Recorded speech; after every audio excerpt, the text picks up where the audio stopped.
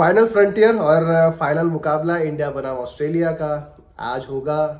Nervousness है बहुत सारी और चीज़ें ऐसी है इस वक्त कि ना ज़्यादा खुशी मना सकते ना ज़्यादा गम मना सकते बिकॉज इंडियन टीम पहुंच गई। लेकिन उसकी खुशी है, लेकिन जिस तरीके से पहुंची है बिकॉज फाइनल में गेंदबाजी का थोड़ा सा लोचा पड़ गया था। गेंदबाजी बहुत ज़्यादा जो है वो हमारी थोड़ी लचर दिखी। जसप्रीत बुमराह, मोहम्मद सिराज अच्छी गेंदबाजी कर रहे थे through out the world cup, लेकिन सेमीफाइनल में आके शायद वो टप्पा नहीं पकड़ पाए या फिर थोड़ा सा ओवर एक्साइटेड हो गए थे क्योंकि 397 रन थे, 398 का टारगेट था, बहुत ज़्यादा होता है। और शायद हम लोग फॉर ग्रांटेड लेके आए वाली टीम को, या फिर हमने सोचा कि यार हम तो जीत गए, कॉम्प्लेसेंट हो गए। इस वजह से थोड़ा मुझे लगता है कि गेंदबाजी का जो पक्ष है थोड़ा देखना पड़ेगा उसमें, क्योंकि सेमीफाइनल में ये थोड़ा सा दिखा कि यार हमारे गेंदबाजों को भी रन पड़ सकते हैं। ठीक है, ऐसा नहीं है कि अनप्लेएबल हमारे गेंदबाज है, हमारे गेंदबाजों को भी रन पड़ सकते हैं, ये एक चीज़ आ गई। लेकिन कल एक तस्वीर आई, कल तस्वीर आती है रोहित शर्मा की। स्लिप में कैचिंग कर रहे थे और स्लिप में कैचिंग करते करते उन्होंने प्रेप किया खुद को बहुत ज़्यादा देर तक के। वहाँ पर गर्मी में उन्होंने पसीना बहाया, वहाँ पर स्लिप कैचिंग की प्रैक्टिस की। तो अनुमान ये लगाया जा रहा था कि यार क्या पता स्पिन ट्रैक आपको मिल जाए।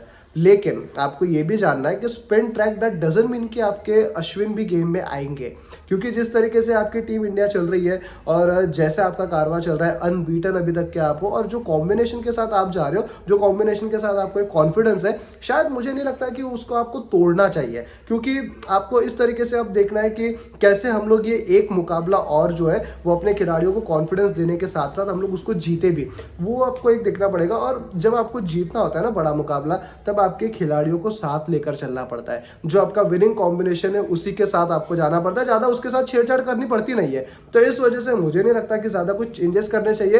लेकिन एक चेंज जो मुझे लगता है कि आपको विकेट के हवाले से, क्योंकि ये फ्रेश विकेट रहेगा और ये कवर किया गया था, घास पूरी शेव कर दी है, शायद ड्राई विकेट आपको मिले। पेस भले ही रहेगा लेकिन वापस स्पिन भी होगा।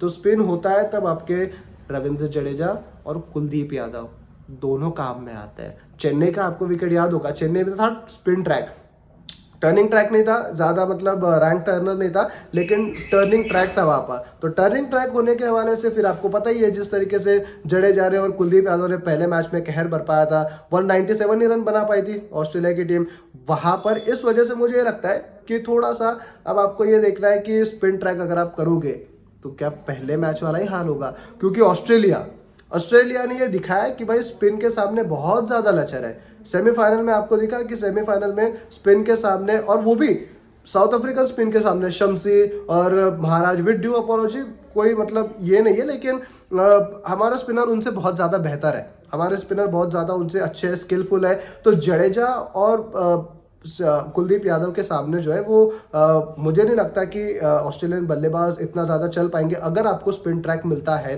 तो।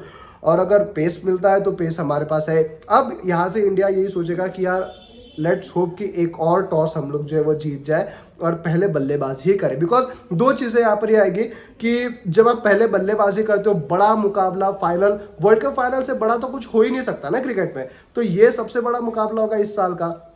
और ये बड़े मुकाबले में अगर आपने पहले बल्लेबाजी की और रन्स अगर ज़्यादा लगा दिए तो आगे वाली टीम के ऊपर आएगा प्रेशर, और रन आप तभी ज़्यादा लगा सकते हो जब आपके खिलाड़ी फियरलेस होकर खेलेंगे। जो एक 15-20 मिनट का, आधे घंटे का फियर ऑफ फेल्योर का जो खिड़की होती है ना, वो तोड़ दी थी हमने सेमीफाइनल में, वो भी न्यूजीलैंड के खिलाफ। वो अगर हमने खिड़की अभी भी तोड़ दी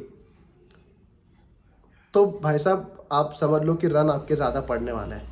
तो मैं यही कह रहा था कि फियर ऑफ फेल्योर नहीं आना चाहिए, थोड़ा सा जो है हमें डर के नहीं खेलना है, हमें थोड़ा सा जो है वो संभल के भी नहीं करना। लेकिन जो फियर ऑफ फेल्योर है ना, मन से वो हार का डर है कि यार मैं आउट हो गया तो क्या हो जाएगा, ये आपको थोड़ा सा दिमाग से आपके निकालना पड़ेगा, जो रोहित शर्मा ने और शुभमन गिल ने दोनों ने अच्छे तरीके से इस पूरे वर्ल्ड कप में करते आए हैं। उसके बाद विराट कोहली क्या कहने, ऐड ऑन करने जाए तो कुछ है नहीं, ना कम करने जाए, because he is on different level.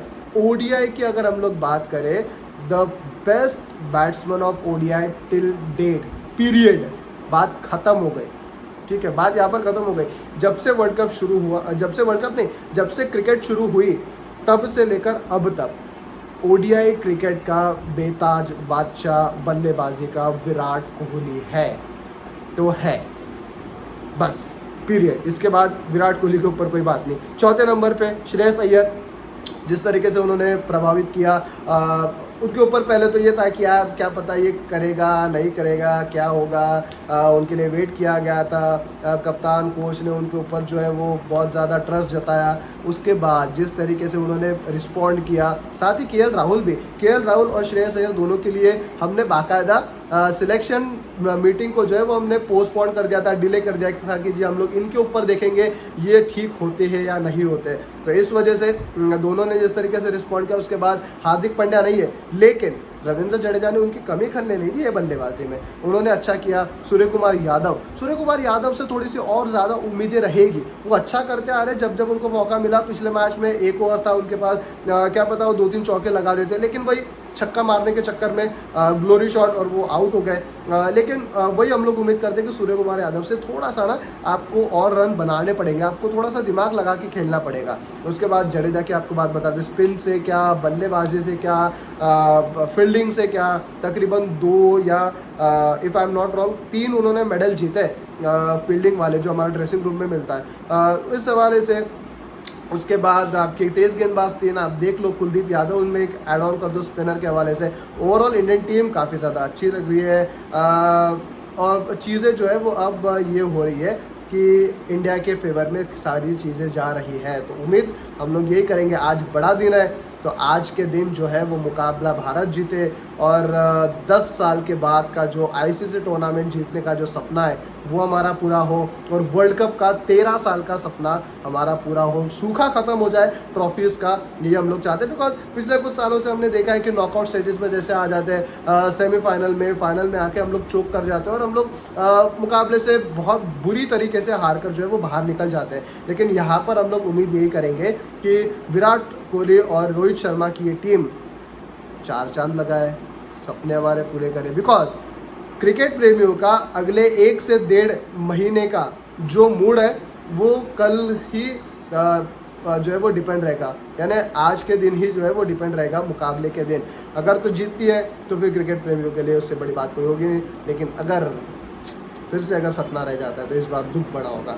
आपको लाइक करना, शेयर करना, सब्सक्राइब करना चैनल को और इसी तरीके से हमारे वीडियोस को देखते रहना। जय हिंद, जय Bharat, cheer for India, positive सोचो और इंडिया जीत के साथ ही अगली वीडियो आपको शायद मिलेगी।